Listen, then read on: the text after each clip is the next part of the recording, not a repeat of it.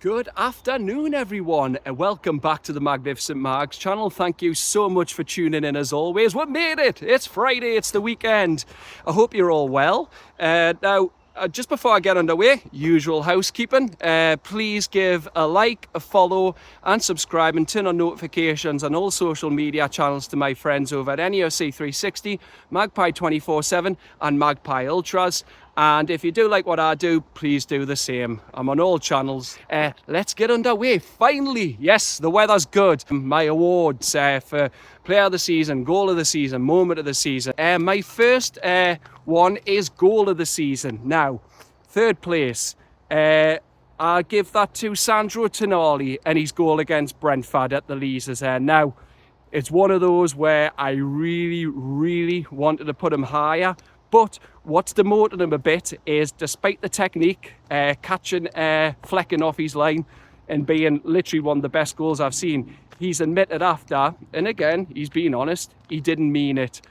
He says basically he was trying to find a player, but he just hit it that sweetly. It travelled past Flecken and went all the way past him and into the roof of the net. So yeah, that's my third. In silver medal for second place, AlexanderIsak against Liverpool in the 3-3 draw in December at St James's Park. It's already been nominated for Goal of the Season. I'll tell you my reasons and you'll know why. It's not mine in a moment. But yeah, and it's also one most powerful shot of the season as well. It's basically, yeah, keeper had absolutely no chance when Bruno turned his man, beautiful ball to him, shifted it onto his right and then just smashed it right into the roof of the net to give a lift off. That's definitely one of the best goals I've ever seen. However, first place, it can only go to one man, the man of the moment, the man of the season, the man who can do no wrong, the man who's everywhere. It's DanBurn. Big DanBurn. I mean, what a season he's had. But yeah, DanBurn's goal, obviously you know which one, Wembley. And it's because when I get into these reasons, a bit like when he was Player of the Season, I'll get onto that in a moment, but it's everything that it encapsulates it. So it's the fact that we went to Wembley, we're the underdogs. Liverpool have been the best team in the country this season. As it's shown, champions-elect have won the league. And DanBurn, unlike so many players before him, has got up and put we in the lead. And we've been there before in finals. We've got 1998, obviously we lost to Arsenal's double winning team. 1999, we lost to Man U's treble winning team. And then these weren't finals, but you can go back to 2000, Rob Lee's header against Chelsea. And then obviously we've got the 2005 semi-final when Man U battered with 4-1 and Shola got the consolation. Still the best fans there throughout, but yeah, our team didn't turn up, and obviously Rob Lee's goal was the last one was scored at the old Wembley, and this was the first goal was scored at the new Wembley. So when DanBurn's goal went, it's just turning round. People young and old, youngest there is 33, oldest there was 65. Everyone was in tears. It's just what that goal meant. Obviously, we didn't think that meant we were going to go on to win it, even though we said 5 minutes in we're winning this, the way we started. It's ours to lose. It's just what that goal meant. It was just a weight off our shoulder. It'd give the team freedom. It'd give them momentum. It'd give them the confidence to push on. So yeah, DanBurn wins Goal of the Season for me. So let's go on to Player of the Season. Now, I've wrestled with this one a lot. And it's, yeah, you mightn't like it. But if we all agreed on the same things, football would be very boring, wouldn't it? So in third place, AlexanderIsak. Now, AlexanderIsak, I can't believe I'm putting him third, but it's because obviously he's got 23 league goals this season, 27 in all competitions. And what's the hardest thing to do in football? Score goals. So Isak, yeah, despite it being the hardest thing to do, again, he didn't really do it at the start of the season. Obviously, his injury affected him at the end, so that's why he's probably third for me. But obviously his goals were keen. We're getting to a Champions League and he played on through that injury, but it was that middle section where he was just on fire, was unplayable. Scored 8 consecutive games, didn't he? So yeah, he's unlucky to be third, but second. Now, you mightn't like this either, but again, football's opinion based, it's subjective. SandroTonali. SandroTonali gets second for me in the fact that he's just Mr. Consistent. Since Eddie Howe, well, he started him in that three for the first time, I believe, with Bruno and Joe Linton. That could be the new name, actually, Tonali and Juno. That's the midfield three. But yeah, when he started those three for the first time at Stamford Bridge, it didn't really click. And then he tried it again at Brentford, and it really didn't work. We'll all remember that. That's easily like the way marker for the worst game of the season. But my God, did Eddie Howe respond. Obviously, we beat Leicester 4-0 the next game. Then we had Brentford in the Cup where Tonali scored 2 brilliant goals. But yeah, it was when he changed into that 6, and then Sandro has not looked back. Like my first place player, he's been Mr. Consistent. He's engine. He's like a Duracell bunny. He never stops. I think if you put him up against the Duracell bunny, he'd outrun the Duracell bunny.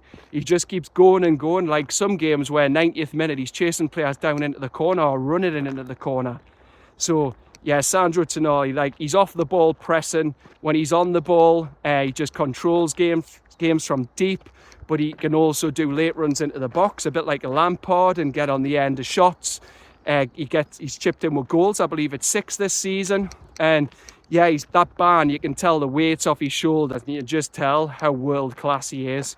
Just everything he does. He's on the ball movement. He's off the ball movement. He's tracking of players, snapping at heels. He's engine. He's quality. He's passing. He's a clean finisher. He's just an all-round brilliant player.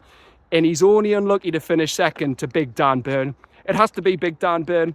I mean, what a season he's had. The fact that Burn has went from being released by the club, I think it was at 11. Then he played for Blythe Town, Blythe Spartans. Been to many Spartans games. I used to live on Plessy Road opposite Croft Park. And yeah, just know what he means to people in that area, especially his old head teacher, Mr. Coulthard. And yeah, just to go to Darlington, Yeovil, Fulham, Birmingham, Wigan, Brighton. Takeover happened. He's acknowledged he thought they never signed us now. My chance is gone. And then he's won Eddie Howe's first signings. And you know what? It just shows like how much he loves the club. I mean, that's never been in doubt, but he plays like every game depends on it. Like he's there through hard graft, through sheer effort, attitude. But you know what? Also ability. He's arguably our best defender at the club, ahead of Sven Botman and Fabian Schär. I honestly believe that. So yeah, Big DanBurn, just the season he's had, scoring the opening goal in the final, and then he's won with the League Cup. He's got the freedom of Northumberland. He's been to the F1. He's been to Jacob Murphy's wedding. He's been at the Cat and Dog Shelter, and now he's about to play for England. I just, like, there can't be enough superlatives about him, about how good a season he has had. And you know what? I'll say this as well. He's got more actual respect from people than Bukayo Saka. At least he had the decency and time to speak to the interviewers in the F1 pit lane than Bukayo Saka did. Honestly, they asked for 1 minute of your time. Just give them it. Honestly, that was pathetic. So yeah, DanBurn, all-round great bloke. Brilliant season of his life. And you know what? He's Mr. Dependable as well. Yeah, we mightn't have liked him at left back because he looked a bit like out of place, but he's always there. He played 37 games last season, left back, centre back. Again, yeah, we didn't like when he moved left back in those games at the end of the season when he needed to, but then Eddie Howe quickly realised the formation wasn't working and he changed it. So yeah, but DanBurn, he's been absolutely brilliant. Season of his life, and he deserves my player of the season. Absolutely does. Even pushing that guy's car off Moor Farm roundabout. He's had the year of his life. So well done, Big DanBurn. Now, unsung hero of the season. Now, third place, this goes to HarveyBarnes. HarveyBarnes, for the fact that we thought Gordon should always be left wing. Gordon's out and out the best player there. But you know what? HarveyBarnes has stepped up. He came in at West Ham after Gordon's red against Brighton. And he never looked back, kept his place. He was fantastic in the cup final on that left side with Tino. And yeah, he's got a key number of goals for this season. So well done, HarveyBarnes. Like, he's matured as well, not just his attacking play, but also he looks a bit better defensively as well. And he's just like grown in that role. And I felt he's been unlucky. He could be high on that. He didn't do it throughout the season. But again, Gordon was keeping him out the team for a while. And also, it's not on him, but he kept getting shunted at right wing for Gordon when I think Barnes should have been the one staying left wing a lot more. So, Well done, HarveyBarnes. Now, second place, you might be shocked at this, but this goes to SandroTonali. I'm not saying he's an unsung hero, but look, Italian international, same from AC Milan, arguably would player of the season if it wasn't for DanBurn. That's in my eyes. Again, I'm not saying anyone else who puts him first is wrong. You're not. It's opinion based. But it's just that he is an unsung hero because he plays so well each game. You kind of expect it. And people are just like, oh, Sandro will be there to mop up. But if he's not in our midfield, we're not the same team. And again, it's like Bruno. The only game we've won without Bruno was this season at the Emirates, the first leg. So, yeah, without Tonali, I just think he should be second for everything he brings, what I've already explained. So, yeah, he's my unsung hero for second place. But number one, I've got to give this to Tino Livramento. Tino Livramento's game has come on so much this season. He's obviously started the season at right back.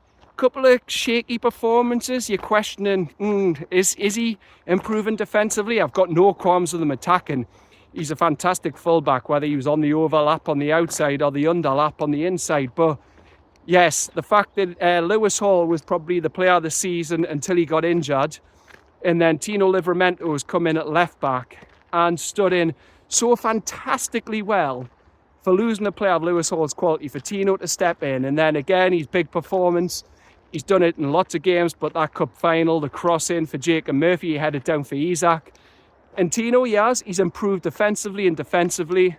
I feel like he is coming on. Chelsea fans said he was a new Ron Chopper Harris. They were gutted to lose him.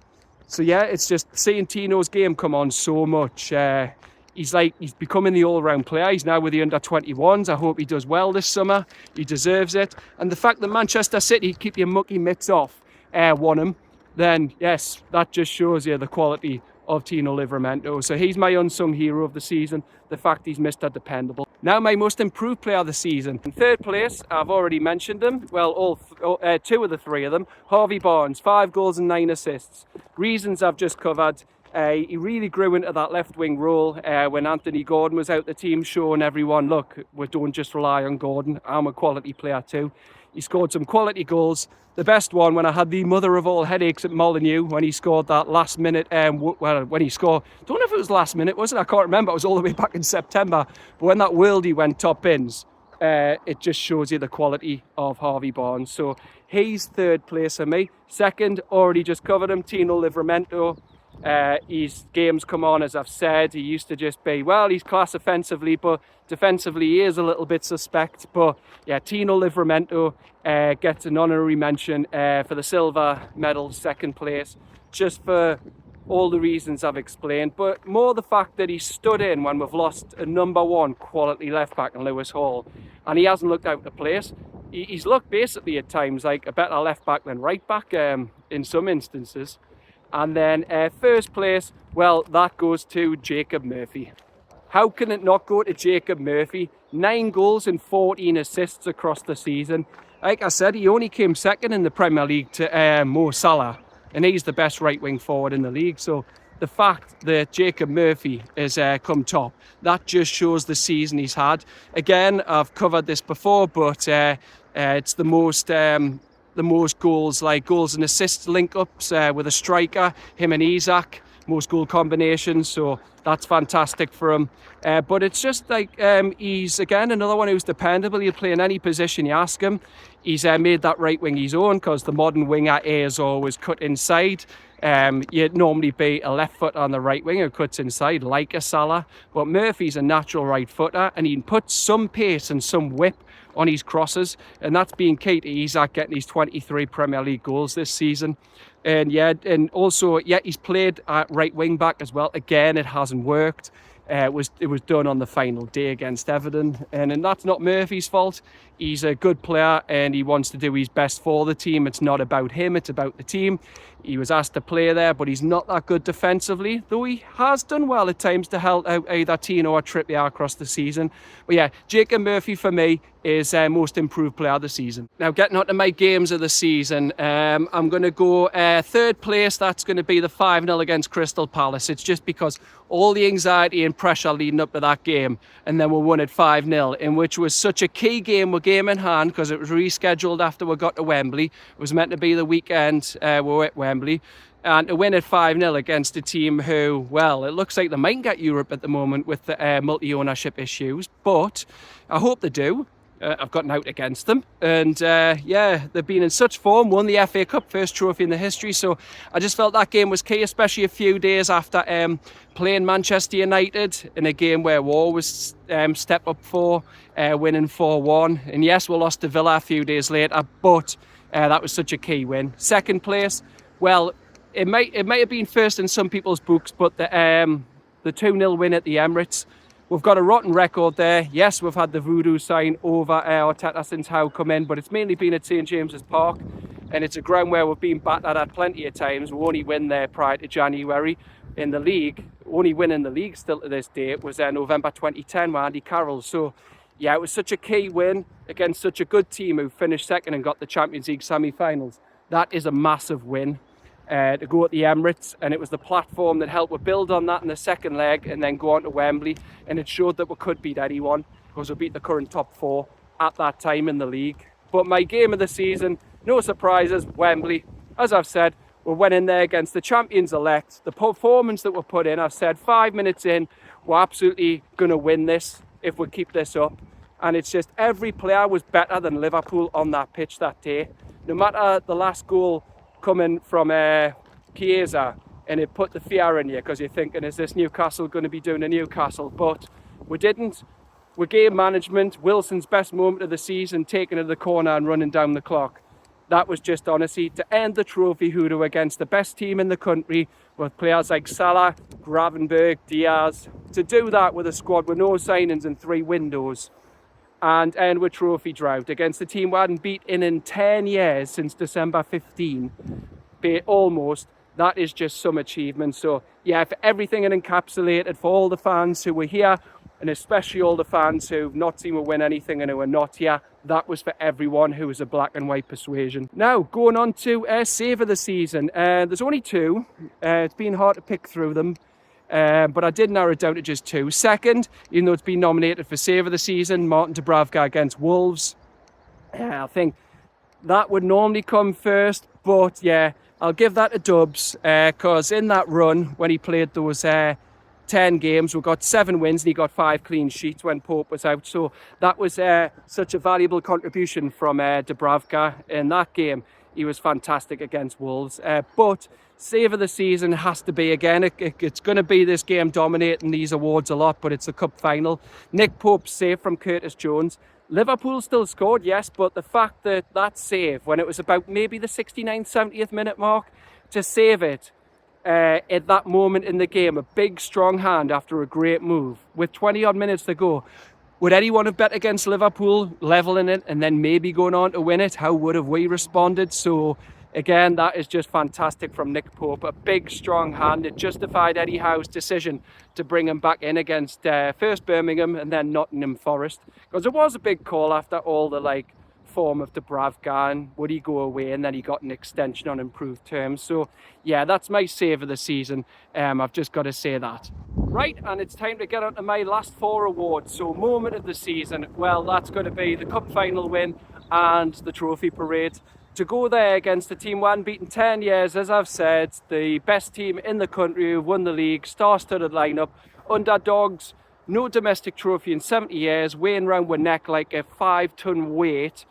Well, we're just all turned up, and not just the players. I can't eulogise about the players enough, the performance they put in. They're outthought, outfought and outnumbered. Liverpool had just seemed in every area of the pitch. And when I say outnumbered, yes, it was 11v11, but it felt like we had 12 at times. Just the effort we put in. It was like we had an extra man. They just wanted it so much more. But even on the But even off the pitch, the stands with the fans where we're booed, You'll Never Walk Alone. And then they tried to boo the national anthem, but we sung it. We just felt like we're up for this. Even the night before Covent Garden, unlike Trafalgar Square 2 years ago, no one was that pissed. Everyone realised that what it meant. Don't be hungover. You need to turn up for the players at Wembley, and we're all delivered. And then the trophy parade after, wow, 300,000 people in the city. And it was just all that emotion let out, just saying we finally have a trophy back at St James's Park in the black and white ribbons. Honestly, it just meant everything and more. And nothing, even if it's a European Cup, the Premier League title or the FA Cup, nothing will beat that first win. So yes, the Cup final and the trophy parade were my moments of the season. Now, off the field moments of the season, second place, well, I've got to give this to Jason Tindall and his warm hoodie, completely rattling Aston Villa. Why would he get rattled over a hoodie? He said it was pre-planned, but it got under the skin so much he thought he was doing that to wind them up. That's how much he annoys people. Just his presence and putting on a hoodie. Just put that on, and then they made a complaint. Why are you complaining? It's a hoodie. It's not aimed at you. It's been mocked up, and he wanted to wear it, basically as an acknowledgement to the fans, going, "Thank you, I love this." Is him as George Michael and Andrew Ridgeley, like just a hoodie. Honestly, it just shows you how much we've got under Villa's skin lately. First place though, it's got to be Eddie Howe. Eddie Howe, the fact that he's led to a best season ever, win the trophy, Champions League qualification, no signs in 3 windows. And everything he's had to deal with this season, again with what's come out, he's been dealing off the pitch, which we don't see with Paul Mitchell, the fallout there. We're losing Darren Eales, and yet he's still went with a best season, and he's been in hospital with pneumonia. And yet he said he reluctantly switched off, but it just shows you how invested he is in the area, shows you the integrity, the character, just the brilliance of the man. Like, when he says he's working for a club, he's invested in that area and the club, he means it, and he showed it in more. It's the outpouring from everyone. In respect to the whole football community though, when they heard he was in hospital, it just shows you what a good guy he is. And the fact that he's had pneumonia, come back, and still led to the Champions League, and we've won a trophy. Like he said, he was at a game earlier than that, and he felt unwell. So the fact that he's went into hospital, had pneumonia, came back out and still led before the season was done, when he could have just rested up, which we would have wanted, shows you the brilliance of Eddie Howe.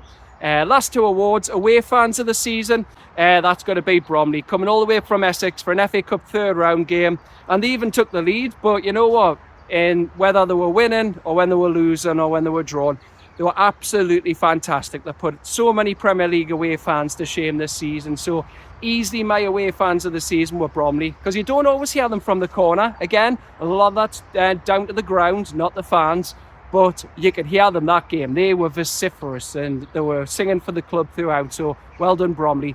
And finally, my last award is funny moment of the season. Now, this could have went a lot of things, as I mentioned, Jason Tindall's hoodie, but it's got to go to Wasi.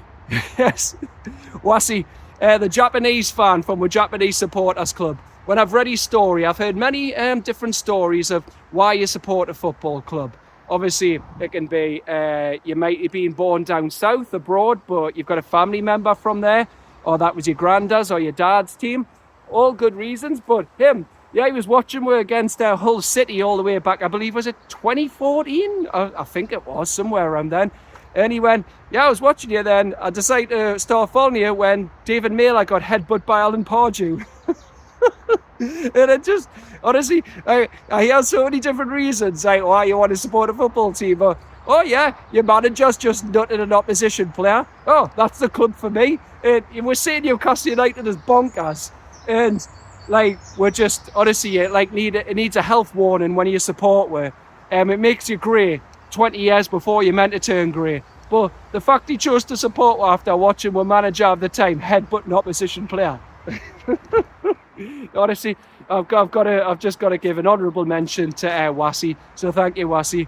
I hope you continue coming over, because to travel all that way from Japan to here, it's a credit to her. But we're going to South Korea this summer, so I hope he gets to see them over in his neck of the world. But that's it from me for now. Thank you so much for watching. Like I said at the start of the video, like, comment, share, subscribe, whatever you like if you do like what I do. And please stay tuned for the follow-ups with the B-side and the C-side. Ciao for now.